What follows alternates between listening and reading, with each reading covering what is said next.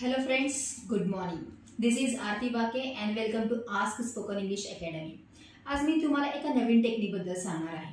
कित्येक वेळा असं होतं की इंग्रजी तरी मला बोलायचं आहे पण ट्रेनर नाहीये किंवा मी एखादा क्लास जॉईन करू शकत नाहीये किंवा माझे असे कोणी फ्रेंड्स नाही जे मला मदत करू शकतात. तर कितीतरी अशी टेक्निक्स आहेत जिथे तुम्हाला कुठल्याही दुसऱ्या माणसाची गरज लागणार नाहीये. त्यातला एक टेक्निक मी आज तुम्हाला सांगणार आहे, that is called as a shadowing. Shadowing म्हणजेच इमिटेटिंग. आता कित्येक वेळेला आपल्याला प्रोनाउन्सिएशनचा प्रॉब्लेम येतो, जसं की हा शब्द कसा उच्चार करायला पाहिजे हे आपल्याला माहिती नसतं. पण तुम्हाला एखाद्या नेटिव्ह स्पीकर सारखा जर बोलायचं असेल तर काय करू शकतो, तर तुम्ही हा शॅडोइंग जो टेक्निक आहे तो अवलंबू शकता. जसं की तुमच्याकडे सगळ्यांच्या हातामध्ये स्मार्टफोन आहे, बरोबर आहे. यू कॅन यूज वर यूट्यूबला जायचं आहे. त्याच्यामध्ये कुठलीही एक शॉर्ट स्टोरीला काय करायचं आहे, क्लिक करायचं आहे. सर्चमध्ये जाऊन ती ओपन झाल्यानंतर तुम्ही त्याला पहिल्यांदा बघा की त्याला सबटायटल्स आहेत का.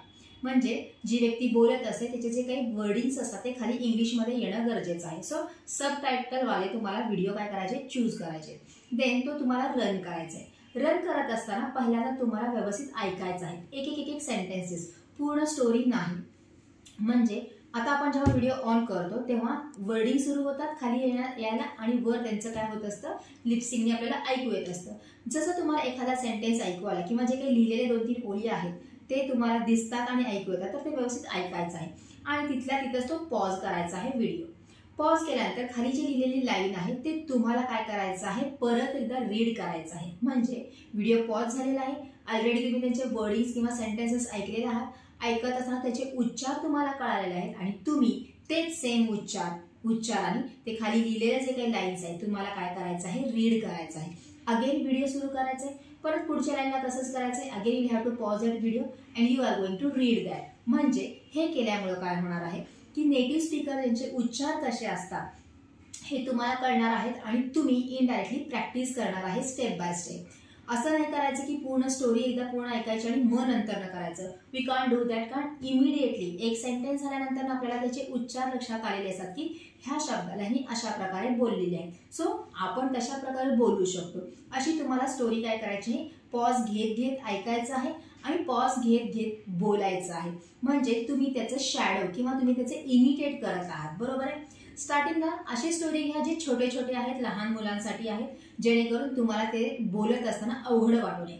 नंतर जसं तुमचे उच्चार क्लिअर व्हायला लागलेले आहेत, तुम्हाला कॉन्फिडन्स रेज झाला असं वाटायला लागलं तर तुम्ही त्याच्या पुढच्या स्टेपचे स्टोरीज घेऊ शकता किंवा कुठले सेमिनार्स घेऊ शकता किंवा एखादं स्पीच घेऊ शकता किंवा इव्हन तुम्ही ग्रुप डिस्कशन, इंटरव्ह्यू जे असतात त्या सुद्धा तुम्ही व्हिडिओज घेऊ शकता आणि तिथं तुमचं काय करू शकता, उच्चार क्लिअर करू शकता रीडिंग थ्रू.